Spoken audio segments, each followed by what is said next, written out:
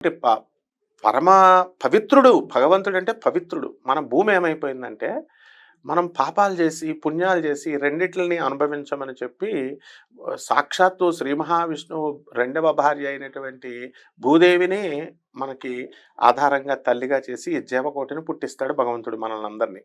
So, మన పాపాలను భరిస్తున్నప్పుడు దొంగలతో స్నేహం చేస్తున్నప్పుడు పోలీసోళ్ళు ఏ విధంగా అయితే హ్మ్. మంచోళ్ళని కూడా తీసుకుపోతారో, అంతే కదా! పాపాత్ములమైనటువంటి మనల యొక్క పాపాన్ని భరిస్తోంది కాబట్టి భూదేవి కూడా ఏమైపోయింది, ఆ పాపాన్ని భరించలేక శ్రీ మహావిష్ణువుని నాకెప్పుడు విముక్తిస్తావు, ఎప్పుడు విముక్తిస్తావు అని అడుగుతా ఉంటది. హ్మ్. ఇంకా టైం ఉందమ్మా, నేను వస్తున్నాను అని త్రేతాయుగంలో ఒకసారి, ద్వాపర యుగంలో హ్మ్. ఒకసారి ఇలా రకరకాలుగా వస్తూ ఉంటాడు స్వామి.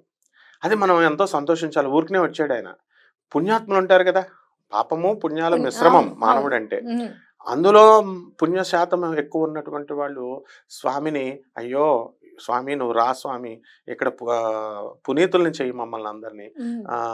ఇప్పుడు మనమున్నామమ్మా, ఎవరైనా ఒక అబ్బాయో, ఒకతను పాడైపోతున్నాడనుకో, గోడ మీద నుంచి దూకేస్తున్నాడనుకో, "కాలు విరుగుతుందరా" అని మన శత్రువు దూకుతున్నా అవును. మనం చెబుతాం. చెప్తాం అంటే గదండీ! మనలో మానవత్వం ఉంది. హ్మ్. కాబట్టి పాడైపోతున్నటువంటి మనల్ని చూసి